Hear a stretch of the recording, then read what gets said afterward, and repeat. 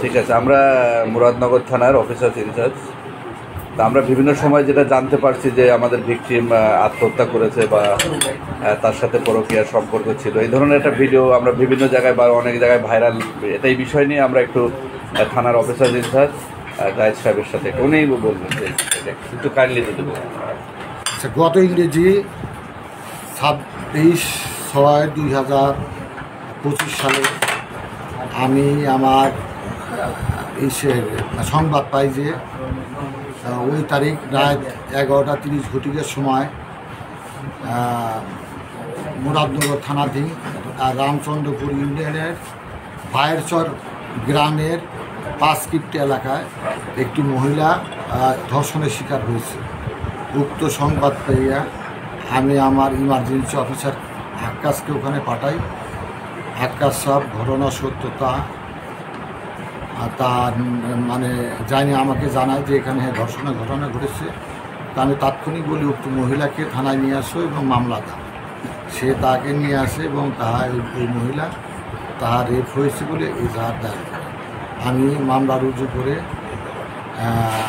রুজু করি এবং আসামি গ্রেপ্তারের চেষ্টা করি। তাই আমি জানতে পারি যে ওই মহিলাকে যখন এলাকার লোকজন জানতে পারে তখন এলাকার লোকজন তাহাকে মারপিট করিয়াছে এবং সে আহত অবস্থায় পড়েছিল এবং তাকে ওখান থেকে তার আত্মীয়স্বজন নিয়ে কোন এক হাসপাতালে তিনি ভর্তি করেছে। উক্ত সংবাদ পাইয়া আমি আমার অফিসারকে কুমিল্লা মেডিকেল হাসপাতালে পাঠাই, কিন্তু তাকে ওখানে পাওয়া যায়নি। সে ওখানে ভর্তি ছিল কিন্তু মামলার কথা শুনে সে চলে গেছে। পরবর্তী পর্যায়ে আমরা ওকে খুঁজতে 28 তারিখ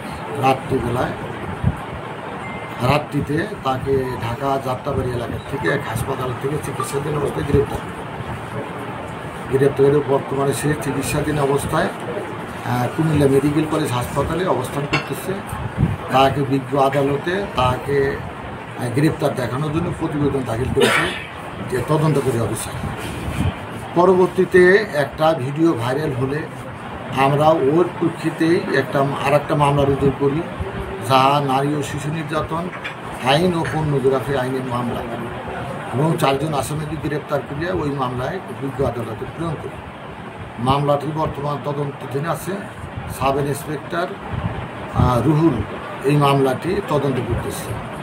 আর কিছু ভিত্তিহীন সংবাদ পাওয়া গেছে, যেমন আমার কাছে কিছুক্ষণ আগে একটা সংবাদ আসলো যে ভিকটিম আত্মহত্যা করছে। এটা সম্পূর্ণ ভিত্তিহীন এবং ভিত্তিহীনই, কারণ মহিলা কিছুক্ষণ আগে এই মামলাটা করে গেছে। এই কিছুক্ষণ আগে তাকে আমি তার বাড়িতে আপনার ফোর্স দিয়ে বাড়িতে পাঠিয়েছিলাম, এখনো পৌঁছায়নি। আমরা এখনো বাসায় ধন্যবাদ জানাচ্ছি। আরেকটা বিষয় যেটা আমরা জানতে পেরেছি সেটা হলো উনি মামলা নাকি প্রত্যাহার করে নেবেন, এই বিষয়ে এই জন্য আপনার এখানে এই ধরনের কোনো সংবাদ সে আমাকে জানায় নেই, আমরা পাইনি। না হলে আজকে সে কেন মামলা করবে?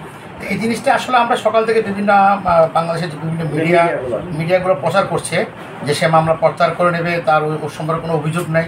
এই ব্যাপারে কি সে কি আপনার কাছে কোনো কিছু প্রকাশ করে? না, সে কোনো কিছু প্রকাশ করে নাই, বরং সে আরেকটা মামলা করে। এটা তো আমরা বাংলাদেশের প্রথম শ্রেণীর যে মিডিয়াগুলো আছে প্রত্যেকটা মিডিয়ায় ভালোভাবে প্রচার করতেছে যে মামলা প্রত্যাহার করে।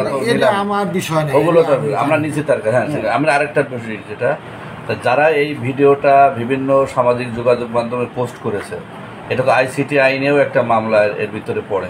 তা আপনার কি এই বিষয়ে কোনো পদক্ষেপ পরবর্তী দিবেন কিনা আইসিটি আইনে?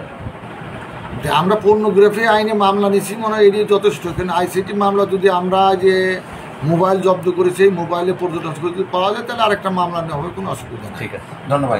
Thank you. আমাদের ধন্যবাদ।